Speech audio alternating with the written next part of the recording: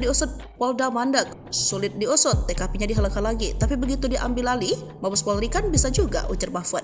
Rosi membahas jika kasus Wina Cirebon mirip dengan kasus Ferdy Sambo yang Jenderal Bintang 2 kala itu. Bahkan disebut malaikat maut Mabes Polri. Lalu Pak Mahfud menggerakkan proses itu agar cepat diusut. Pertanyaan siapa malaikat maut yang ingin dilindungi itu? Tanya Rosi. Mahfud menegaskan tidak ada kasus besar atau kecil. Kasus Sambo contohnya saat ditarik ke Mabes bisa diusut. Sekalipun dia Bintang 2 pasti bisa. Maka Menko Polhukam ini meminta Polri untuk kembali ke spekulasi awalnya. Misal kasus Vina menjadi kabur karena ada dugaan melibatkan anak pejabat, cucu pejabat sehingga harus dicarikan kambing hitam. Lalu di BAP-nya ditetapkan ada 11 orang dan itu muncul dari kesaksian seorang yang dijadikan sebagai saksi dan dibuat oleh Ibtu Rudiana, ayah Eki korban dalam Vina Cirebon. Adanya menurut Mahfud, keterangan ini tidak dikonfirmasi dan langsung diajukan ke pengadilan. Sehingga ada kecurigaan bukan hanya melindungi nama orang tetapi juga kasus lain, perbuatan lain misalnya narkoba dan sebagainya, ujarnya. Berangkat dari sana, kasus ini bisa diurai lagi, apalagi saintifiknya. Polisi sebenarnya sudah ahli kalau untuk menemukan fakta dengan benar. Artinya kasus ini gampang menurut saya. Apa susahnya? Apalagi mantan-mantan Kabareskrim sudah mengatakan hal ini tidak benar jelasnya. Sebab menurut Mahfud tidak ada kasus besar atau kecil apapun tak bisa diselesaikan. Sekalipun ada Jenderal Bintang 3, Bintang 4, Bintang 5 yang terlibat harus tetap diusut. Karena tidak boleh satu kejahatan yang muncul itu. Karena orang tinggi dan bisa diselesaikan itu tak boleh, ujarnya.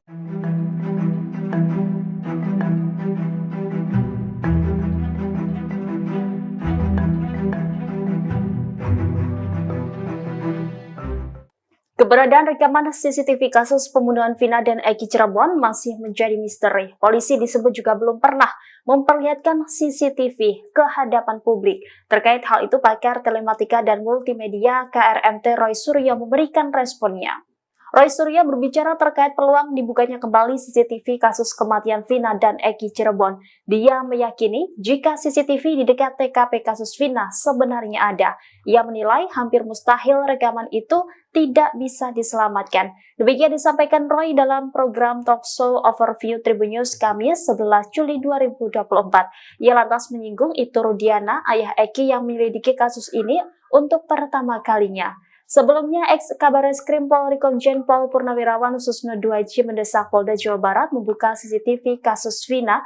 Terlebih Susno mendengar anak buah Ibtu Rudiana menyebut telah menyita CCTV. Jenderal Bintang 3 itu menilai penyidik harus kembali ke titik nol atau awal mula penyelidikan kasus yang terjadi di Cirebon pada tahun 2016.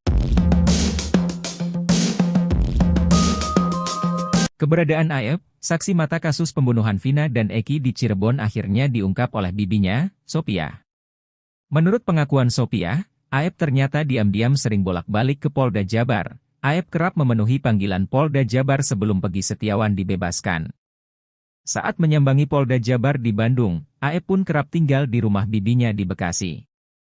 Bukan sekali dua kali, kata Sophia, Aep sudah sering dipanggil oleh Polda Jabar. Tak hanya itu, Aep juga sempat dipertemukan dengan pemilik warung Madura di dekat TKP Vina. Sebelumnya ia mengaku melihat Peggy saat membeli rokok di warung itu. Namun Sophia mengaku tidak tahu keberadaan Aep saat ini, apalagi setelah Peggy Setiawan dibebaskan. Ia menuturkan, memang awalnya kedua orang tua Aep tinggal di Bekasi bersama Sophia, namun keduanya pindah ke Purwakarta dan kerap berpindah-pindah tempat.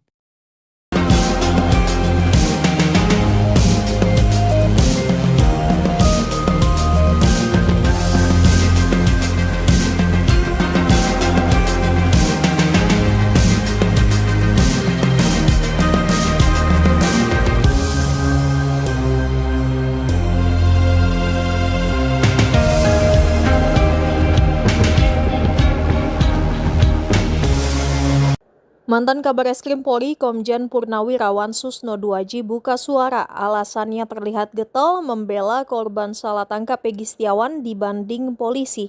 Alasan itu diungkapkan Susno Duaji usai mendapatkan serangan dari pengacara Rasman Arif Nasution. Rasman menilai seharusnya Susno Duaji membantu Polri dalam menangani kasus Vina, bukannya malah mendesak Polri untuk berbenah.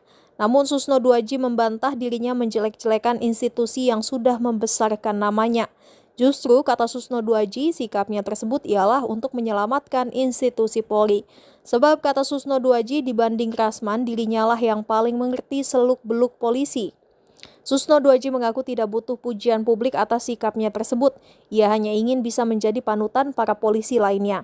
Sebab kata Susno, menjadi polisi memang sangatlah berat, di mana bergaji kecil namun sangat melelahkan. Bahkan di hari libur pun polisi kerap tetap harus bekerja. Namun kata Susno, yang perlu diingat adalah semua pengorbanan tersebut akan dicatat oleh Tuhan Yang Maha Esa. Awal bahwa putusan Hakim Eman Sulaiman ini sangat-sangat tidak cermat dan tidak menyelesaikan masalah. Praktisi hukum Rasman Nasution berencana melaporkan Hakim Eman Sulaiman karena tak sependapat dengan putusan pra-peradilan Peggy Setiawan. Pengacara Peggy, Muhtar Effendi, murka melihat tingkah sosok Rasman itu. Kemunculan Rasman bikin Muhtar Effendi jengkel bukan main. Rasman memojokkan kliennya tanpa dasar yang jelas. Padahal pengacara yang dulunya mantan prajurit Angkatan Darat tersebut mengatakan Rasman sebenarnya ingin masuk ke dalam tim kuasa hukum Peggy Setiawan. Namun Rasman mulai menyerang habis-habisan Peggy Setiawan semenjak ditolak masuk oleh Ketua Tim Kuasa Hukum Peggy, Sugianti Iriani. Muhtar dengan geram menyebut bahwa akibat penolakan tersebut, Rasman menjadi makin ngaur dan mencoba membangun opini publik agar apa yang diutarakannya benar bahwa Peggy adalah pelakunya. Ikuti terus berita menarik lainnya, jangan lupa like dan share seluruh akun Tribun Meda. Awal bahwa putusan Hakim Eman Sulaiman ini sangat-sangat tidak cermat dan tidak menyelesaikan masalah. Tidak menyelesaikan masalah. Ada 9 poin yang menjadi amar putusan. Dan dari 9 ini, saya sudah jelaskan dan saya pertegas lagi. Ada 2 yang sangat-sangat tidak menurut saya logik. Tidak logik dan kontraproduktif. Pertama, menyatakan tidak sah. Poin 5 ya. Menyatakan tidak sah segala keputusan atau penetapan yang dikeluarkan lebih lanjut oleh termohon yang berkenaan dengan penetapan tersangka atas diri pemohon oleh termohon. Apa urusannya? Hakim Eman Sulaiman sudah mengunci putusan berikutnya. Kak Elsa yang sudah beracara 40 tahun, saya 2015 sudah lanjut sampai sekarang, sudah hampir 9 tahun juga, bahkan hampir 10 tahun. Menurut saya, putusan ini sangat tidak logik. Bagaimana mungkin putusan yang sudah dibuat hari ini mengikat bagi yang berikutnya? Yang saya tahu, final and binding, iya. Apa logika hukumnya? Saya buka. Peraturan Mahkamah Agung nomor 4 tahun 2016 tentang larangan peninjauan kembali putusan pra-peradilan. Di bab 2 objek dan pemeriksaan pra-peradilan pasal 2 ayat 1 tentang objek pra-peradilan, sah dan tidaknya penangkapan, ganti rugi dan lain-lain pemeriksaan pra-peradilan. Ayat 3, putusan pra-peradilan yang mengabulkan permohonan tentang tidak sahnya penetapan tersangka tidak menggugurkan kewenangan penyidik untuk menetapkan yang bersangkutan sebagai tersangka lagi setelah memenuhi paling sedikit 2 alat bukti yang baru dan sah dan berbeda dengan alat bukti yang sebelumnya. Maka putusan Hakim Eman Sulaiman ini kontraproduktif dengan ini kan Kak? Karena masih bisa dibuat sprindik baru dengan barang bukti yang baru. Nah, bagaimana pendapat hukum berikutnya itu nanti disampaikan oleh Bu Elsa. Yang paling penting menurut saya adalah saya menghimbau, saya berharap agar satu, Polda Jawa Barat, apakah itu melalui tim kuasa hukumnya, karena saya dengar akan ada tim hukum yang nanti juga akan diramu, akan dijelaskan oleh Bu Elsa, bahwa kita harus menguji poin atau PowerPoint yang diajukan atau yang disampaikan dalam pertimbangan oleh hakim tunggal, yaitu tentang DPO, itu kan, daftar pencarian orang. Kalau bahasa Inggrisnya wanted. Dan DPO ini jelas menurut aturan hukum yang kita pahami, menurut SOP, menurut Perkaba, menurut Perkap, Perpol, diatur DPO adalah tersangka. Belum pernah saya dengar seorang DPO tidak tersangka. Yang saya tahu DPO tersangka. Tapi Hakim Eman Sulaiman mengatakan DPO dipanggil dulu 3 kali, Pak. Pakai surat 1, 2, 3, tidak, baru tangkap. Sejak kapan DPO dipanggil dulu? Kalau besok Harun Masiku yang sejak tahun 2021 DPO, besok ketemu di sini, kasih surat dulu, saya pastikan 1000 kali dia akan lari. Ini logika yang terbalik. Jadi hakim bukan segala-galanya, Bapak.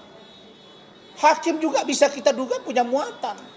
Hari ini Indonesia, negara Republik Indonesia ini sudah sulit kita mempercayai kulluhum ajma'in, seluruhnya. Tidak. Pengacara ada yang ditangkap, ada yang masuk penjara, ada obstruction of justice, ada penyuapan, ya kan Kak? Polisi juga ada, jaksa juga ada, hakim juga ada. Jadi saya, ya kan Kak? Jadi saya tidak serta-merta mempercayai bahwa hakim ini adalah orang yang paling jujur. Tidak juga, karena bercermin dari potret hukum hari ini. Apakah benar diperiksa dulu sebagai calon tersangka atau tidak? Itu yang setahu saya yang keadaan normal. Terus dia bilang OTT, ada bunyinya begitu Kak ya, kecuali OTT atau operasi tangkap tangan.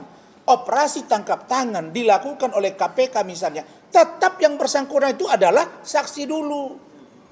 Tidak pernah OTT langsung tersangka. Banyak orang yang ditangkap bersama dengan bupati wali kota, lalu sebagian dibebaskan. 1 kali 24 jam yang diperlakukan begitu kan gitu Kak. Saksi dulu baru tersangka. Tidak pernah seorang DPO itu orang tangkap tangan itu langsung tersangka, tidak pernah. Kan gitu Kak ya. Itu jelas diperiksa dulu, didalami dulu. Nah, ini seolah-olah operasi tangkap tangan itu bisa dilakukan.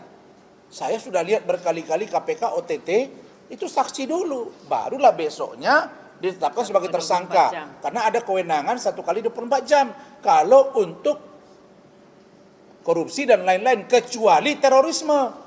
Terorisme 7 kali 24 jam. Nah sekarang dia mengatakan harus ada surat panggilan, harus dipanggil pakai surat, harus diperiksa sebagai calon tersangka. Ini menjadi surga para penjahat di Indonesia ini kalau ini tidak dilakukan uji ke Badan Pengawas Mahkamah. Ada sosok yang dilindungi pada tahun 2016 sehingga sulit diusut. Terus sekarang mereka sudah berbintang, Pak. Ya. Menurut Bapak seberapa mampu Mantan Kabar Eskrim sudah mengatakan hal ini tidak benar jelasnya. Sebab menurut Prof. Mahfud tidak ada kasus besar atau kecil apapun tak bisa diselesaikan. Sekalipun ada jenderal bintang 3, bintang 4, bintang 5 yang terlibat harus tetap diusut. Karena tidak boleh satu kejahatan yang muncul itu. Karena orang tinggi dan bisa diselesaikan itu tak boleh, ujarnya.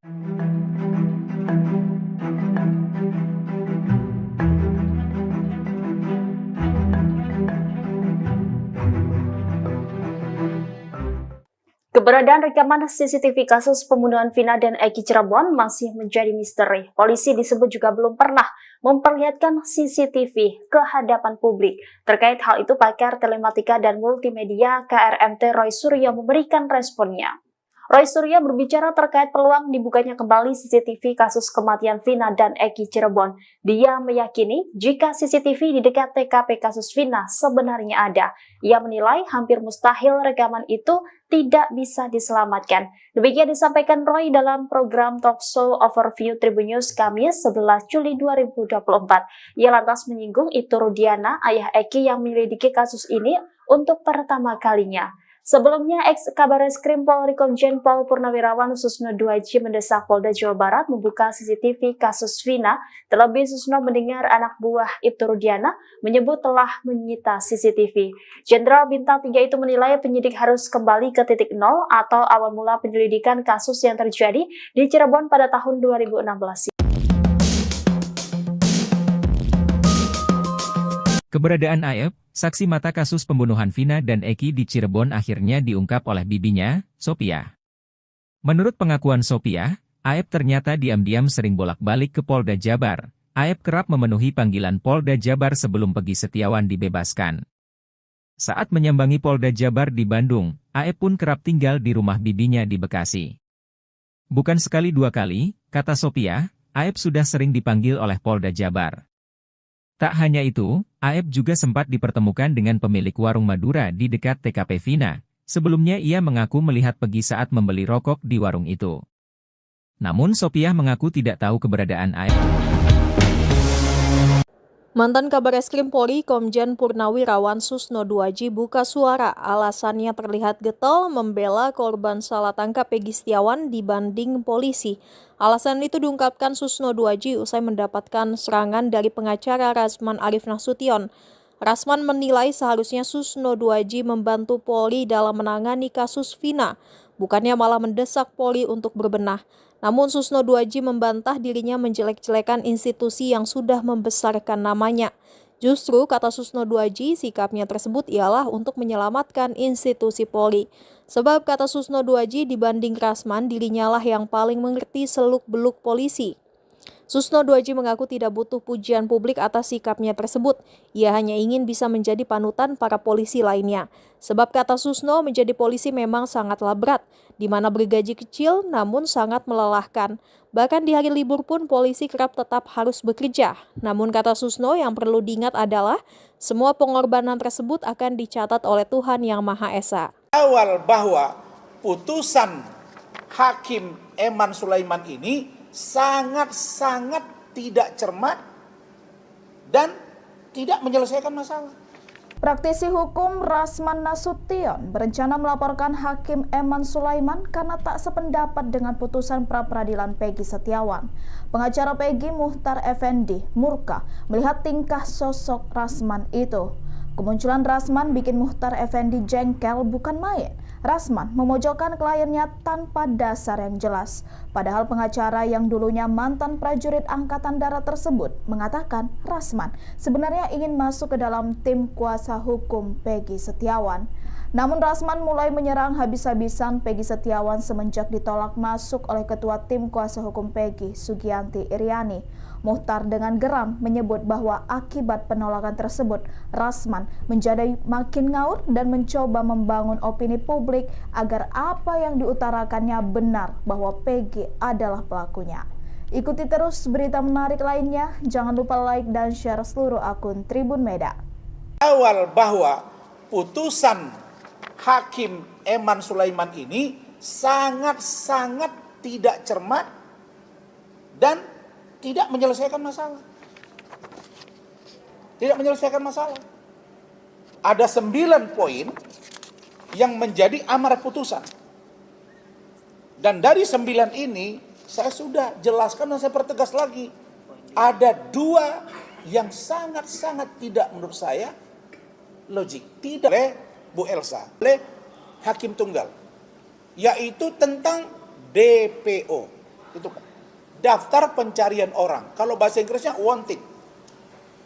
Dan DPO ini jelas. Menurut aturan hukum yang kita pahami, menurut SOP, menurut Perkaba, menurut Perkap, Perpol, diatur DPO adalah tersangka. Belum pernah saya dengar seorang DPO tidak tersangka. Yang saya tahu DPO tersangka. Tapi Hakim Eman Sulaiman mengatakan DPO dipanggil dulu 3 kali, Kak. Pakai surat. 1, 2, 3. Tidak, baru tangkap. Sejak kapan DPO dipanggil dulu? kalau besok Harun Masiku yang sejak tahun 2021 DPO, besok ketemu di sini, kasih surat dulu, ini logika yang terbalik. Jadi hakim bukan segala-galanya, Bapak. Hakim juga bisa kita duga punya muatan. Hari ini Indonesia, negara Republik Indonesia ini sudah sulit kita mempercayai kulluhum ajma'in, seluruhnya. Tidak. Pengacara ada yang ditangkap, ada yang masuk penjara, ada obstruction of justice, ada penyuapan, ya kan Kak? Polisi juga ada, jaksa juga ada, hakim juga ada. Jadi saya, ya kan Kak?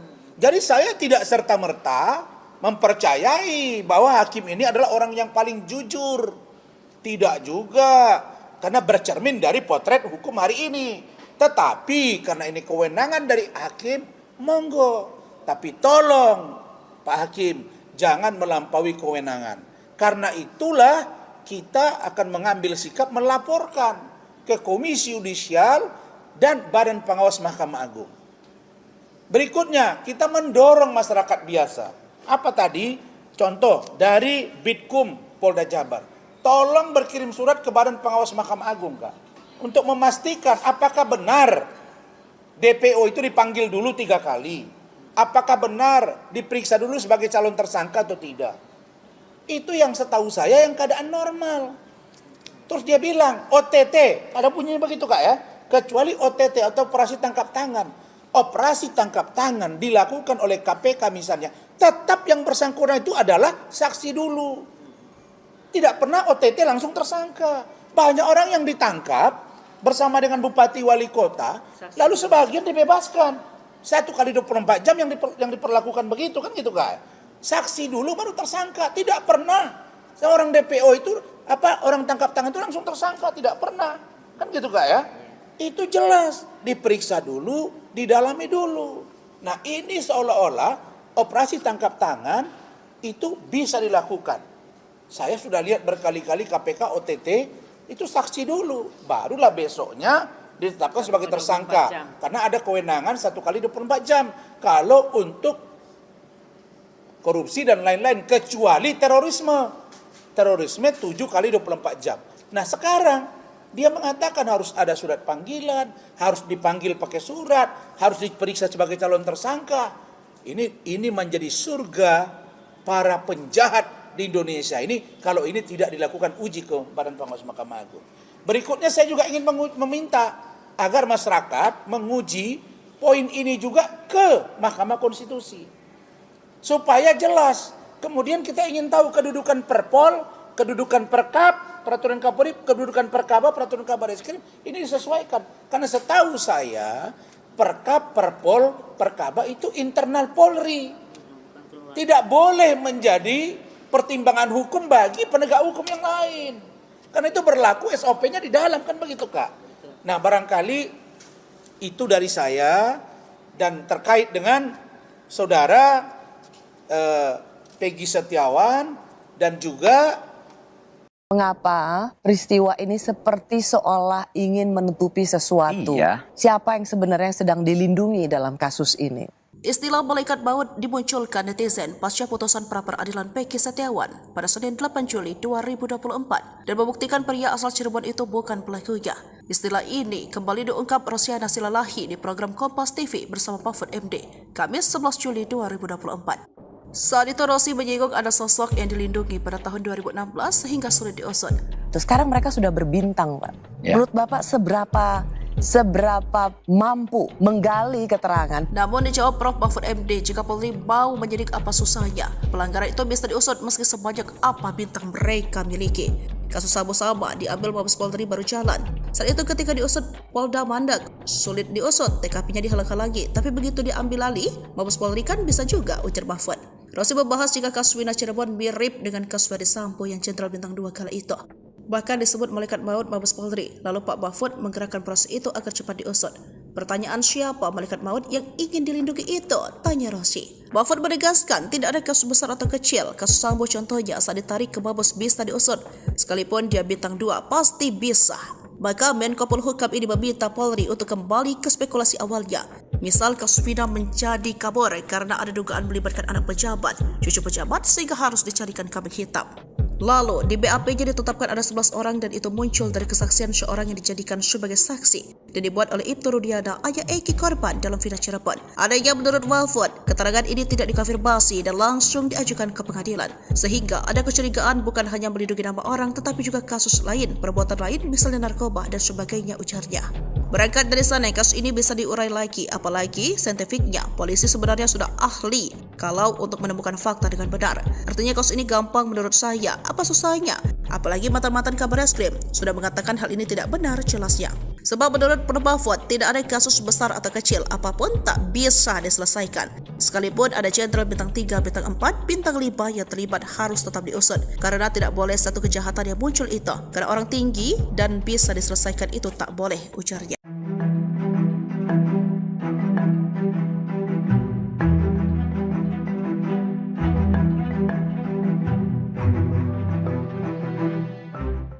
Keberadaan rekaman CCTV kasus pembunuhan Vina dan Eki Cirebon masih menjadi misteri. Polisi disebut juga belum pernah memperlihatkan CCTV ke hadapan publik. Terkait hal itu, pakar telematika dan multimedia KRMT Roy Suryo memberikan responnya. Roy Suryo berbicara terkait peluang dibukanya kembali CCTV kasus kematian Vina dan Eki Cirebon. Dia meyakini jika CCTV di dekat TKP kasus Vina sebenarnya ada. Ia menilai hampir mustahil rekaman itu tidak bisa diselamatkan. Demikian disampaikan Roy dalam program Talkshow Overview Tribun News Kamis 11 Juli 2024. Ia lantas menyinggung Ibtu Rudiana, ayah Eki yang menyelidiki kasus ini untuk pertama kalinya. Sebelumnya, ex-Kabar Eskrim Polri Komjen Pol Purnawirawan Susno 2J mendesak Polda Jawa Barat membuka CCTV kasus Vina. Terlebih Susno mendengar anak buah Ibtu Rudiana menyebut telah menyita CCTV. Jenderal Bintang 3 itu menilai penyidik harus kembali ke titik nol atau awal mula penyelidikan kasus yang terjadi di Cirebon pada tahun 2016. Keberadaan Aep, saksi mata kasus pembunuhan Vina dan Eki di Cirebon akhirnya diungkap oleh bibinya, Sophia. Menurut pengakuan Sophia, Aep ternyata diam-diam sering bolak-balik ke Polda Jabar. Aep kerap memenuhi panggilan Polda Jabar sebelum Peggy Setiawan dibebaskan. Saat menyambangi Polda Jabar di Bandung, Aep pun kerap tinggal di rumah bibinya di Bekasi. Bukan sekali dua kali, kata Sophia, Aep sudah sering dipanggil oleh Polda Jabar. Tak hanya itu, Aep juga sempat dipertemukan dengan pemilik warung Madura di dekat TKP Vina. Sebelumnya ia mengaku melihat Peggy saat membeli rokok di warung itu. Namun Sophia mengaku tidak tahu keberadaan Aep saat ini, apalagi setelah Peggy Setiawan dibebaskan. Ia menuturkan, memang awalnya kedua orang tua Aep tinggal di Bekasi bersama Sophia, namun keduanya pindah ke Purwakarta dan kerap berpindah-pindah tempat.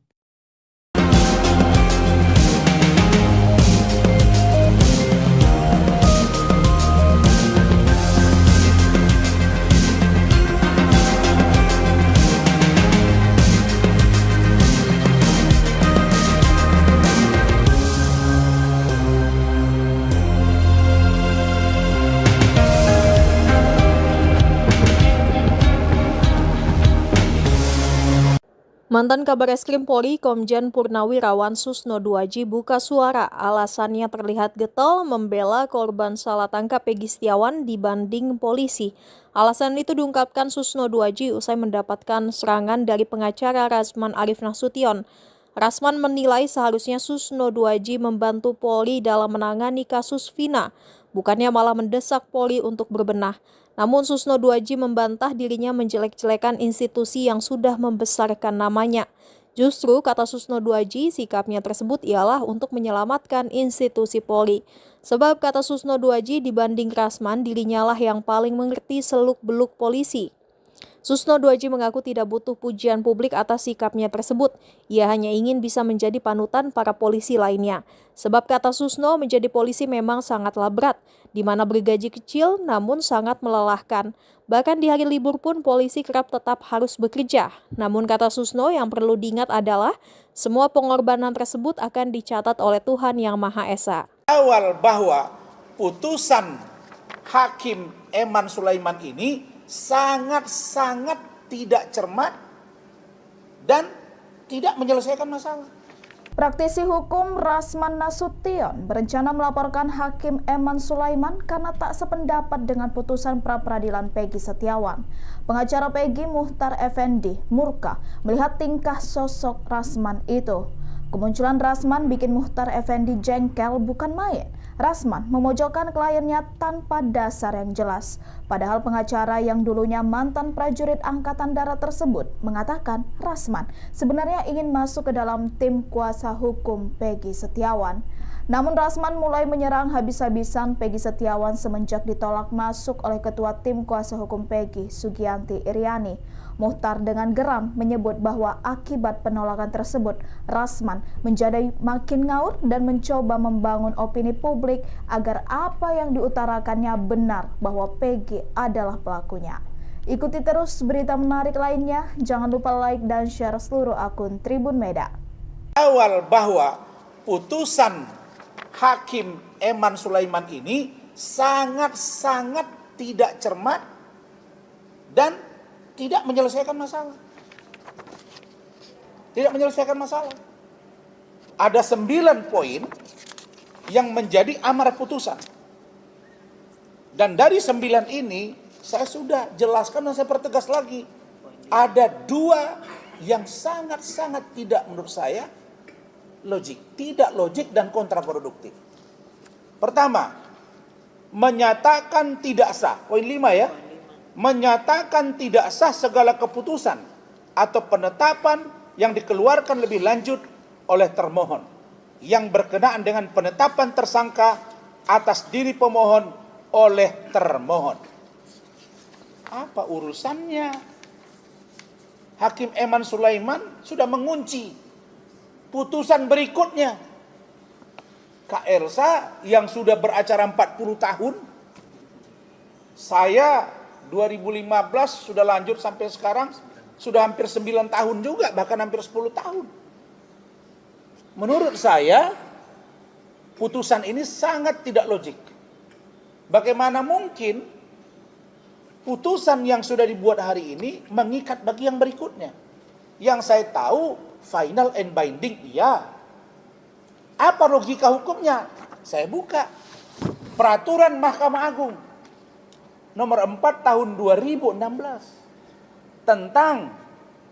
tentang larangan peninjauan kembali putusan pra-peradilan. Di bab 2 objek dan pemeriksaan pra-peradilan pasal 2 ayat 1 tentang objek pra-peradilan, sah dan tidaknya penangkapan, ganti rugi dan lain-lain pemeriksaan pra-peradilan. Ayat 3, putusan pra-peradilan yang mengabulkan permohonan tentang tidak sahnya penetapan tersangka tidak menggugurkan kewenangan penyidik untuk menetapkan yang bersangkutan sebagai tersangka lagi setelah memenuhi paling sedikit 2 alat bukti yang baru dan sah dan berbeda dengan alat bukti yang sebelumnya. Maka putusan Hakim Eman Sulaiman ini kontraproduktif dengan ini kan Kak? Karena masih bisa dibuat sprindik baru dengan barang bukti yang baru. Nah, bagaimana pendapat hukum berikutnya itu nanti disampaikan oleh Bu Elsa. Yang paling penting menurut saya adalah saya menghimbau, saya berharap agar satu, Polda Jawa Barat, apakah itu melalui tim kuasa hukumnya, karena saya dengar akan ada tim hukum yang nanti juga akan diramu, akan dijelaskan oleh Bu Elsa, bahwa kita harus menguji poin atau PowerPoint yang diajukan atau yang disampaikan dalam pertimbangan oleh Hakim Tunggal, yaitu tentang DPO, itu kan, daftar pencarian orang. Kalau bahasa Inggrisnya wanted. Dan DPO ini jelas menurut aturan hukum yang kita pahami, menurut SOP, menurut Perkaba, menurut Perkap, Perpol, diatur DPO adalah tersangka. belum pernah saya dengar seorang DPO tidak tersangka. Yang saya tahu DPO tersangka. Tapi Hakim Eman Sulaiman mengatakan DPO dipanggil dulu 3 kali, Kak. Pakai surat. 1, 2, 3. Tidak, baru tangkap. Sejak kapan DPO dipanggil dulu? Kalau besok Harun Masiku yang sejak tahun 2021 DPO, besok ketemu di sini, kasih surat dulu, saya pastikan 1000 kali dia akan lari. Ini logika yang terbalik. Jadi hakim bukan segala-galanya, Bapak. Hakim juga bisa kita duga punya muatan. Hari ini Indonesia, negara Republik Indonesia ini sudah sulit kita mempercayai kulluhum ajmain. Seluruhnya. Tidak. Pengacara ada yang ditangkap, ada yang masuk penjara, ada obstruction of justice, ada penyuapan, ya kan, Kak? Polisi juga ada, jaksa juga ada, hakim juga ada. Jadi saya, ya kan, Kak? Jadi saya tidak serta-merta mempercayai bahwa hakim ini adalah orang yang paling jujur. Tidak juga, karena bercermin dari potret hukum hari ini. Tetapi karena ini kewenangan dari hakim, monggo. Tapi tolong Pak Hakim, jangan melampaui kewenangan. Karena itulah kita akan mengambil sikap melaporkan ke Komisi Yudisial dan Badan Pengawas Mahkamah Agung. Berikutnya, kita mendorong masyarakat biasa. Apa tadi? Contoh dari Bitkum Polda Jabar. Tolong berkirim surat ke Badan Pengawas Mahkamah Agung, Kak. Untuk memastikan apakah benar DPO itu dipanggil dulu 3 kali. Apakah benar diperiksa dulu sebagai calon tersangka atau tidak. Itu yang setahu saya yang keadaan normal. Terus dia bilang, OTT, ada bunyinya begitu, Kak, ya. Kecuali OTT atau operasi tangkap tangan. Operasi tangkap tangan dilakukan oleh KPK misalnya. Tetap yang bersangkutan itu adalah saksi dulu. Tidak pernah OTT langsung tersangka. Banyak orang yang ditangkap bersama dengan bupati wali kota, lalu sebagian dibebaskan. 1 kali 24 jam yang diperlakukan begitu, kan gitu, Kak. Saksi dulu baru tersangka. Tidak pernah seorang DPO itu orang tangkap tangan itu langsung tersangka, tidak pernah. Kan gitu, Kak, ya. Itu jelas diperiksa dulu, didalami dulu. Nah, ini seolah-olah operasi tangkap tangan itu bisa dilakukan. Saya sudah lihat berkali-kali KPK OTT itu saksi dulu, barulah besoknya ditetapkan sebagai tersangka. Karena ada kewenangan 1 kali 24 jam. Kalau untuk korupsi dan lain-lain, kecuali terorisme. Terorisme 7 kali 24 jam. Nah, sekarang dia mengatakan harus ada surat panggilan, harus dipanggil pakai surat, harus diperiksa sebagai calon tersangka. Ini menjadi surga para penjahat di Indonesia ini kalau ini tidak dilakukan uji ke Badan Pengawas Mahkamah Agung. Berikutnya saya juga ingin meminta agar masyarakat menguji poin ini juga ke Mahkamah Konstitusi. Supaya jelas. Kemudian kita ingin tahu kedudukan Perpol, kedudukan Perkap, Peraturan Kapolri, kedudukan Perkaba, Peraturan Kabar Eskrim, ini disesuaikan. Karena setahu saya, Perkap, Perpol, Perkaba itu internal Polri. Tidak boleh menjadi pertimbangan hukum bagi penegak hukum yang lain. Karena itu berlaku SOP-nya di dalam, kan begitu, Kak. Nah, barangkali itu dari saya dan terkait dengan saudara Peggy Setiawan dan juga Mengapa peristiwa ini seperti seolah ingin menutupi sesuatu? Iya. Siapa yang sebenarnya sedang dilindungi dalam kasus ini?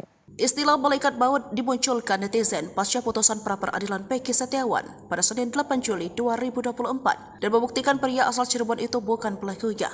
Istilah ini kembali diungkap Rosiana Silalahi di program Kompas TV bersama Mahfud MD, Kamis 11 Juli 2024.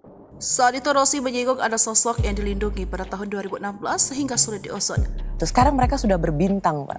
Ya. Menurut Bapak seberapa mampu menggali keterangan? Namun dijawab Prof. Mahfud MD, jika Polri mau menyidik apa susahnya, pelanggaran itu bisa diusut meski sebanyak apa bintang mereka miliki.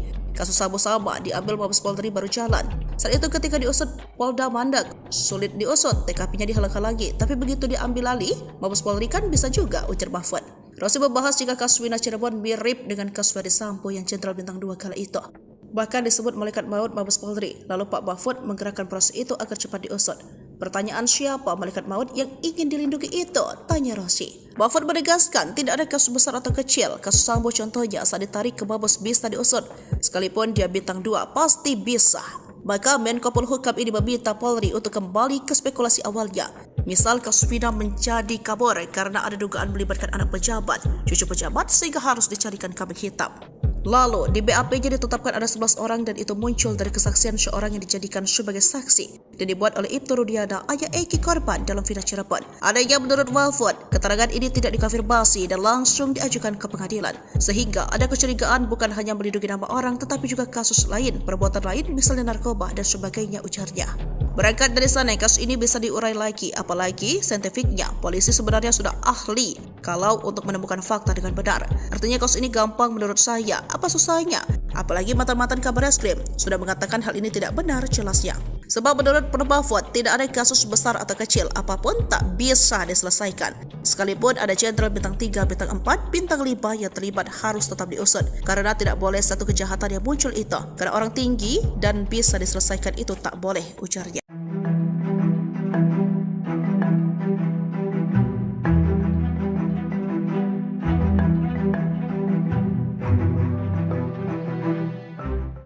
Keberadaan rekaman CCTV kasus pembunuhan Vina dan Eki Cirebon masih menjadi misteri. Polisi disebut juga belum pernah memperlihatkan CCTV ke hadapan publik. Terkait hal itu, pakar telematika dan multimedia KRMT Roy Suryo memberikan responnya. Roy Suryo berbicara terkait peluang dibukanya kembali CCTV kasus kematian Vina dan Eki Cirebon. Dia meyakini jika CCTV di dekat TKP kasus Vina sebenarnya ada. Ia menilai hampir mustahil rekaman itu tidak bisa diselamatkan. Demikian disampaikan Roy dalam program Talkshow Overview Tribun News Kamis 11 Juli 2024. Ia lantas menyinggung Ibtu Rudiana, ayah Eki yang menyelidiki kasus ini untuk pertama kalinya. Sebelumnya, ex-Kabar Eskrim Polri Komjen Pol Purnawirawan Susno 2J mendesak Polda Jawa Barat membuka CCTV kasus Vina.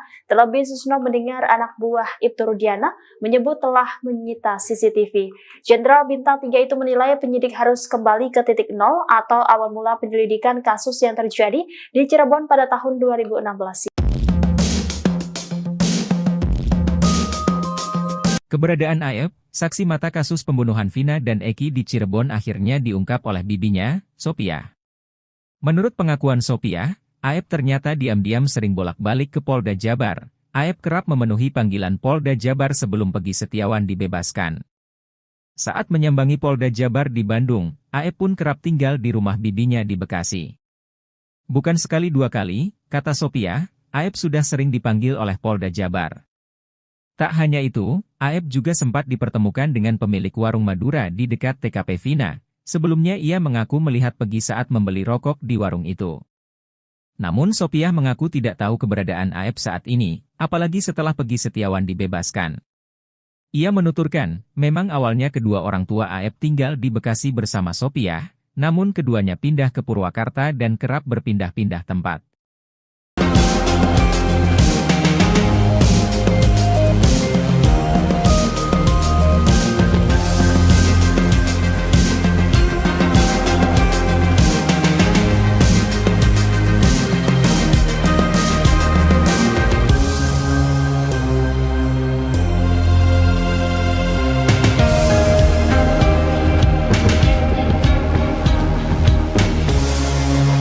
Mantan Kabar Eskrim Polri Komjen Purnawirawan Susno 2J buka suara, alasannya terlihat getol membela korban salah tangkap Peggy Setiawan dibanding polisi. Alasan itu diungkapkan Susno 2J usai mendapatkan serangan dari pengacara Rasman Arif Nasution. Rasman menilai seharusnya Susno 2J membantu Polri dalam menangani kasus Vina, bukannya malah mendesak Polri untuk berbenah. Namun Susno 2J membantah dirinya menjelek-jelekan institusi yang sudah membesarkan namanya. Justru, kata Susno 2J, sikapnya tersebut ialah untuk menyelamatkan institusi Polri. Sebab, kata Susno 2J, dibanding Rasman, dirinya lah yang paling mengerti seluk-beluk polisi. Susno 2J mengaku tidak butuh pujian publik atas sikapnya tersebut. Ia hanya ingin bisa menjadi panutan para polisi lainnya. Sebab kata Susno, menjadi polisi memang sangatlah berat, di mana bergaji kecil namun sangat melelahkan. Bahkan di hari libur pun polisi kerap tetap harus bekerja. Namun kata Susno, yang perlu diingat adalah semua pengorbanan tersebut akan dicatat oleh Tuhan Yang Maha Esa. Awal bahwa putusan Hakim Eman Sulaiman ini sangat-sangat tidak cermat dan tidak menyelesaikan masalah. Praktisi hukum Rasman Nasution berencana melaporkan Hakim Eman Sulaiman karena tak sependapat dengan putusan pra-peradilan Peggy Setiawan. Pengacara Peggy, Muhtar Effendi, murka melihat tingkah sosok Rasman itu. Kemunculan Rasman bikin Muhtar Effendi jengkel bukan main. Rasman memojokkan kliennya tanpa dasar yang jelas. Padahal pengacara yang dulunya mantan prajurit Angkatan Darat tersebut mengatakan Rasman sebenarnya ingin masuk ke dalam tim kuasa hukum Peggy Setiawan. Namun Rasman mulai menyerang habis-habisan Peggy Setiawan semenjak ditolak masuk oleh Ketua Tim Kuasa Hukum Peggy, Sugianti Iriani. Muhtar dengan geram menyebut bahwa akibat penolakan tersebut, Rasman menjadi makin ngaur dan mencoba membangun opini publik agar apa yang diutarakannya benar bahwa Peggy adalah pelakunya. Ikuti terus berita menarik lainnya, jangan lupa like dan share seluruh akun Tribun Meda.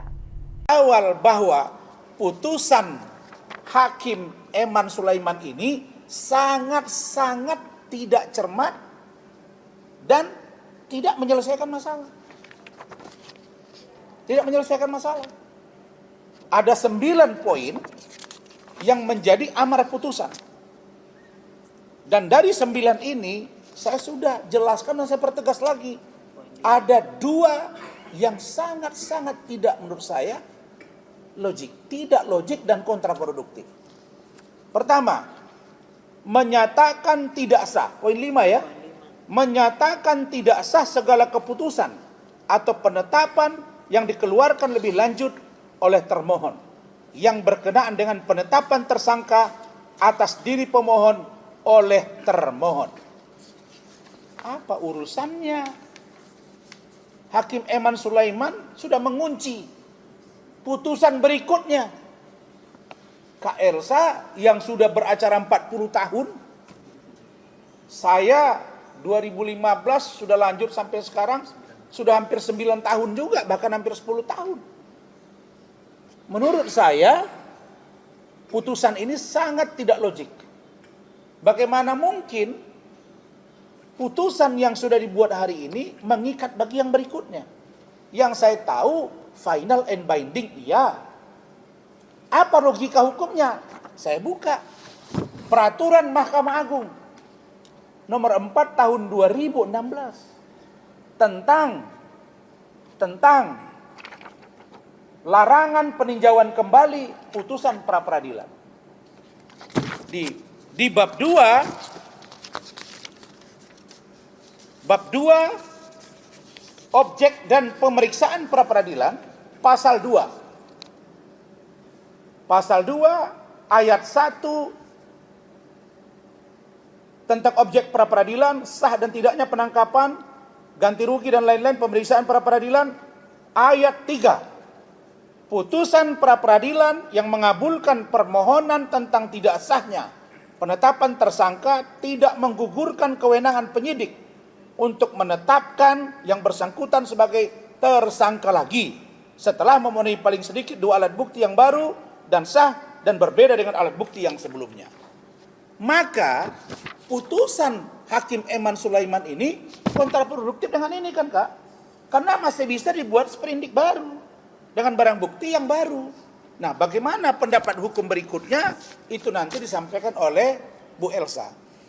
Yang paling penting menurut saya adalah saya menghimbau, saya berharap agar satu, Polda Jawa Barat, apakah itu melalui tim kuasa hukumnya, karena saya dengar akan ada tim hukum yang nanti juga akan diramu, akan dijelaskan oleh Bu Elsa, bahwa kita harus menguji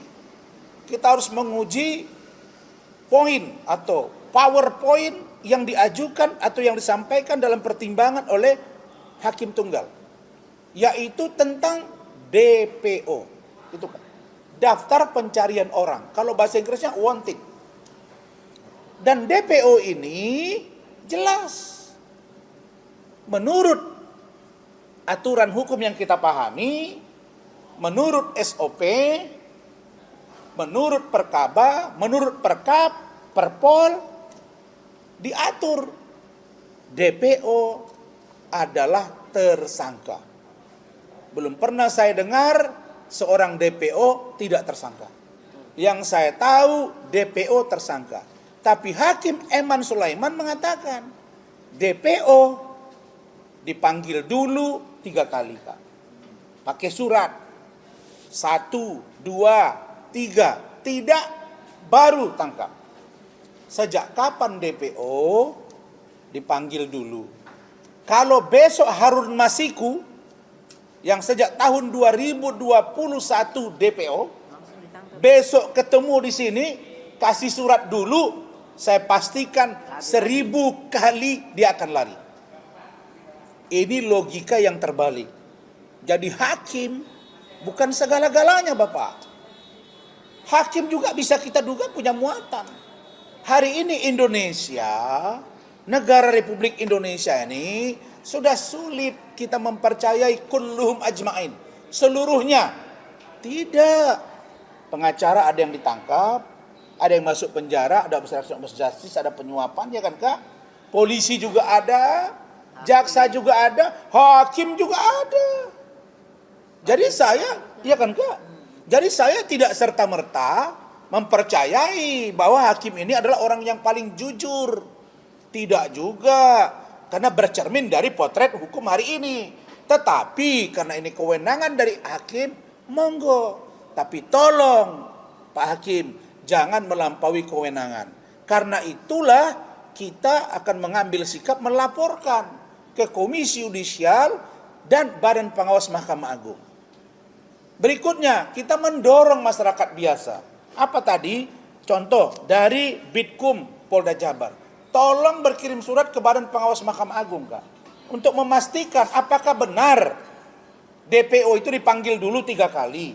Apakah benar diperiksa dulu sebagai calon tersangka atau tidak. Itu yang setahu saya yang keadaan normal. Terus dia bilang OTT, ada punyanya begitu, Kak, ya. Kecuali OTT atau operasi tangkap tangan. Operasi tangkap tangan dilakukan oleh KPK misalnya, tetap yang bersangkutan itu adalah saksi dulu. Tidak pernah OTT langsung tersangka. Banyak orang yang ditangkap bersama dengan bupati wali kota, lalu sebagian dibebaskan. 1 kali 24 jam yang diperlakukan begitu, kan gitu, Kak. Saksi dulu baru tersangka. Tidak pernah seorang DPO itu orang tangkap tangan itu langsung tersangka, tidak pernah. Kan gitu, Kak, ya. Itu jelas diperiksa dulu, didalami dulu. Nah, ini seolah-olah operasi tangkap tangan itu bisa dilakukan. Saya sudah lihat berkali-kali KPK OTT itu saksi dulu, barulah besoknya ditetapkan sebagai tersangka. Karena ada kewenangan 1 kali 24 jam. Kalau untuk korupsi dan lain-lain, kecuali terorisme. Terorisme 7 kali 24 jam. Nah, sekarang dia mengatakan harus ada surat panggilan, harus dipanggil pakai surat, harus diperiksa sebagai calon tersangka. Ini menjadi surga para penjahat di Indonesia ini kalau ini tidak dilakukan uji ke Badan Pengawas Mahkamah Agung. Berikutnya saya juga ingin meminta agar masyarakat menguji poin ini juga ke Mahkamah Konstitusi. Supaya jelas. Kemudian kita ingin tahu kedudukan Perpol, kedudukan Perkap, Peraturan Kapolri, kedudukan Perkaba, Peraturan Kabar Eskrim, ini disesuaikan. Karena setahu saya, Perkap, Perpol, Perkaba itu internal Polri. Tidak boleh menjadi pertimbangan hukum bagi penegak hukum yang lain. Karena itu berlaku SOP-nya di dalam, kan begitu, Kak. Nah, barangkali itu dari saya dan terkait dengan saudara Peggy Setiawan dan juga mengapa peristiwa ini seperti seolah ingin menutupi sesuatu. Iya. Siapa yang sebenarnya sedang dilindungi dalam kasus ini? Istilah malaikat maut dimunculkan netizen pasca putusan pra-peradilan Peggy Setiawan pada Senin 8 Juli 2024 dan membuktikan pria asal Cirebon itu bukan pelakunya. Istilah ini kembali diungkap Rosiana Silalahi di program Kompas TV bersama Mahfud MD, Kamis 11 Juli 2024. Saat itu Rosi menyinggung ada sosok yang dilindungi pada tahun 2016 sehingga sulit diusut. Terus sekarang mereka sudah berbintang, Pak. Menurut Bapak seberapa mampu menggali keterangan? Namun dijawab Prof. Mahfud MD, jika Polri mau menyidik apa susahnya, pelanggaran itu bisa diusut meski sebanyak apa bintang mereka miliki. Kasus sama-sama diambil Mabes Polri baru jalan. Saat itu ketika diusut Polda Mandak, sulit diusut, TKP-nya dihalang-halangi. Tapi begitu diambil alih, Mabes Polri kan bisa juga, ujar Mahfud. Rosi membahas jika kasus Wina Cirebon mirip dengan kasus Ferdi Sambo yang Jenderal Bintang 2 kala itu. Bahkan disebut malaikat maut Mabes Polri. Lalu Pak Mahfud menggerakkan proses itu agar cepat diusut. Pertanyaan siapa malaikat maut yang ingin dilindungi itu? Tanya Rosi. Mahfud menegaskan tidak ada kasus besar atau kecil. Kasus Sambo contohnya saat ditarik ke Mabes bisa diusut. Sekalipun dia bintang 2 pasti bisa. Maka Menko Polhukam ini meminta Polri untuk kembali ke spekulasi awalnya. Misal kasus Vina menjadi kabur karena ada dugaan melibatkan anak pejabat, cucu pejabat sehingga harus dicarikan kambing hitam. Lalu, di BAP-nya ditetapkan ada 11 orang dan itu muncul dari kesaksian seorang yang dijadikan sebagai saksi dan dibuat oleh Ibtu Rudiana, ayah Eki korban dalam Vina Cirebon. Adanya menurut Mahfud, keterangan ini tidak dikonfirmasi dan langsung diajukan ke pengadilan. Sehingga ada kecurigaan bukan hanya melindungi nama orang tetapi juga kasus lain, perbuatan lain misalnya narkoba dan sebagainya, ujarnya. Berangkat dari sana, kasus ini bisa diurai lagi, apalagi saintifiknya. Polisi sebenarnya sudah ahli kalau untuk menemukan fakta dengan benar. Artinya kasus ini gampang menurut saya. Apa susahnya? Apalagi mantan-mantan kabar eskrim sudah mengatakan hal ini tidak benar jelasnya. Sebab menurut Mahfud tidak ada kasus besar atau kecil apapun tak bisa diselesaikan.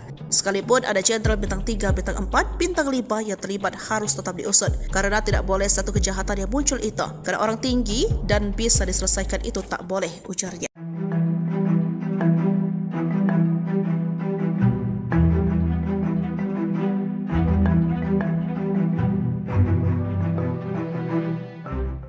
Keberadaan rekaman CCTV kasus pembunuhan Vina dan Eki Cirebon masih menjadi misteri. Polisi disebut juga belum pernah memperlihatkan CCTV ke hadapan publik. Terkait hal itu, pakar telematika dan multimedia KRMT Roy Suryo memberikan responnya. Roy Suryo berbicara terkait peluang dibukanya kembali CCTV kasus kematian Vina dan Eki Cirebon. Dia meyakini jika CCTV di dekat TKP kasus Vina sebenarnya ada. Ia menilai hampir mustahil rekaman itu tidak bisa diselamatkan. Demikian disampaikan Roy dalam program Talkshow Overview Tribun News Kamis 11 Juli 2024. Ia lantas menyinggung Ibtu Rudiana, ayah Eki yang menyelidiki kasus ini untuk pertama kalinya. Sebelumnya, ex-Kabareskrim Polri Komjen Pol Purnawirawan Susno 2J mendesak Polda Jawa Barat membuka CCTV kasus Vina. Terlebih Susno mendengar anak buah Ibtu Rudiana menyebut telah menyita CCTV. Jenderal Bintang 3 itu menilai penyidik harus kembali ke titik nol atau awal mula penyelidikan kasus yang terjadi di Cirebon pada tahun 2016. Keberadaan Aep, saksi mata kasus pembunuhan Vina dan Eki di Cirebon akhirnya diungkap oleh bibinya, Sophia. Menurut pengakuan Sophia, Aep ternyata diam-diam sering bolak-balik ke Polda Jabar. Aep kerap memenuhi panggilan Polda Jabar sebelum Peggy Setiawan dibebaskan. Saat menyambangi Polda Jabar di Bandung, Aep pun kerap tinggal di rumah bibinya di Bekasi. Bukan sekali dua kali, kata Sophia, Aep sudah sering dipanggil oleh Polda Jabar. Tak hanya itu, Aep juga sempat dipertemukan dengan pemilik warung Madura di dekat TKP Vina. Sebelumnya ia mengaku melihat Peggy saat membeli rokok di warung itu. Namun Sophia mengaku tidak tahu keberadaan Aep saat ini, apalagi setelah Peggy Setiawan dibebaskan. Ia menuturkan, memang awalnya kedua orang tua Aep tinggal di Bekasi bersama Sophia, namun keduanya pindah ke Purwakarta dan kerap berpindah-pindah tempat.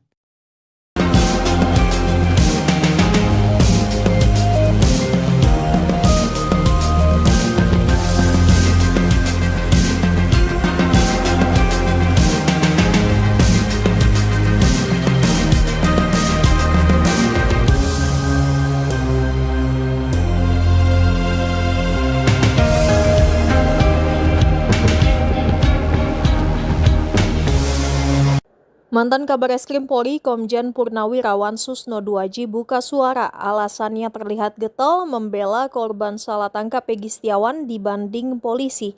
Alasan itu diungkapkan Susno 2J usai mendapatkan serangan dari pengacara Rasman Arif Nasution. Rasman menilai seharusnya Susno 2J membantu Polri dalam menangani kasus Vina, bukannya malah mendesak Polri untuk berbenah. Namun Susno 2J membantah dirinya menjelek-jelekan institusi yang sudah membesarkan namanya. Justru, kata Susno 2J, sikapnya tersebut ialah untuk menyelamatkan institusi Polri. Sebab kata Susno 2J dibanding Rasman, dirinya lah yang paling mengerti seluk-beluk polisi. Susno 2J mengaku tidak butuh pujian publik atas sikapnya tersebut. Ia hanya ingin bisa menjadi panutan para polisi lainnya. Sebab kata Susno, menjadi polisi memang sangatlah berat, di mana bergaji kecil namun sangat melelahkan.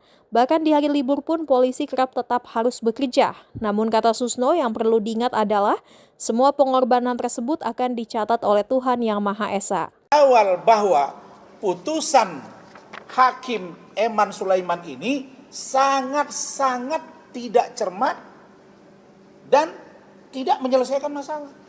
Praktisi hukum Rasman Nasution berencana melaporkan Hakim Eman Sulaiman karena tak sependapat dengan putusan pra-peradilan Peggy Setiawan.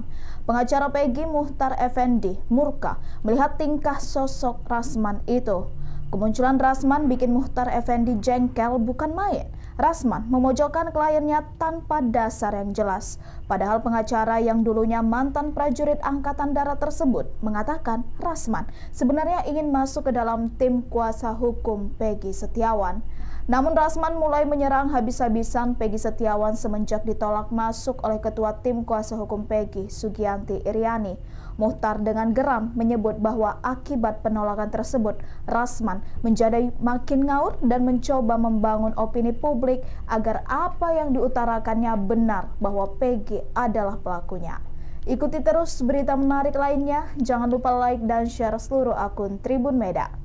Awal bahwa putusan Hakim Eman Sulaiman ini sangat-sangat tidak cermat dan tidak menyelesaikan masalah. Tidak menyelesaikan masalah. Ada 9 poin yang menjadi amar putusan. Dan dari 9 ini saya sudah jelaskan dan saya pertegas lagi. Ada 2 yang sangat-sangat tidak menurut saya logik. Tidak logik dan kontraproduktif. Pertama, menyatakan tidak sah. Poin 5 ya. Menyatakan tidak sah segala keputusan atau penetapan yang dikeluarkan lebih lanjut oleh termohon yang berkenaan dengan penetapan tersangka atas diri pemohon oleh termohon. Apa urusannya? Hakim Eman Sulaiman sudah mengunci putusan berikutnya. Kak Elsa yang sudah beracara 40 tahun, saya 2015 sudah lanjut sampai sekarang, sudah hampir 9 tahun juga, bahkan hampir 10 tahun. Menurut saya, putusan ini sangat tidak logik.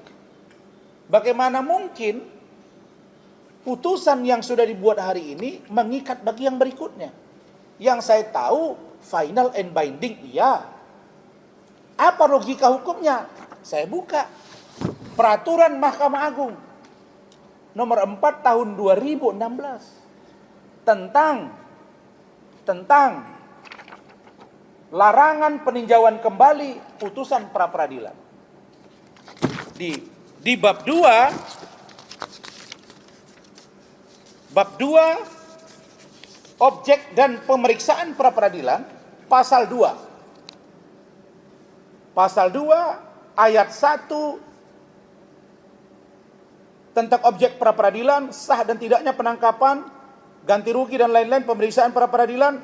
Ayat 3, putusan pra-peradilan yang mengabulkan permohonan tentang tidak sahnya penetapan